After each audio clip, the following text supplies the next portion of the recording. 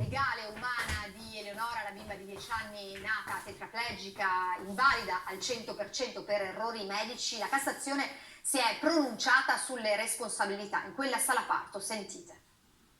È stata confermata la sentenza di appello della Corte d'Appello di Venezia, sentenza che sanciva proprio la responsabilità penale di entrambe le ginecologhe. Abbiamo preso questa notizia con grande soddisfazione e adesso sicuramente questa sentenza avrà dei precedenti, perché per tutti i casi di mala sanità. Una storia lunga e dolorosa quella di Eleonora Gavazzeni, la ragazzina che 11 anni fa venne lasciata per diverse ore in una sofferenza fetale che la condannò alla tetraplegia, un corpicino incapace di vedere, sentire, muoversi. Nei giorni scorsi la Cassazione in via definitiva ha condannato le ginecologhe e l'assistente ospedaliera di Rovigo a pagare i danni per gli errori compiuti. In sede civile alla famiglia di Eleonora erano già stati riconosciuti più di 5 milioni di euro. Poi le assicurazioni le avevano addirittura chiesti indietro, sostenendo che la piccola avrebbe avuto una vita brevissima. Mia figlia farà una vita, condurrà una vita, vivrà tanto quanto gli altri bambini, né più né meno. Questa sentenza avrà delle ripercussioni significative anche per quanto riguarda il giudizio civile del maxi risarcimento. Per mamma Benedetta giustizia è fatta o quasi. Se non avessero fatto tutto quello che hanno fatto in modo sbagliato,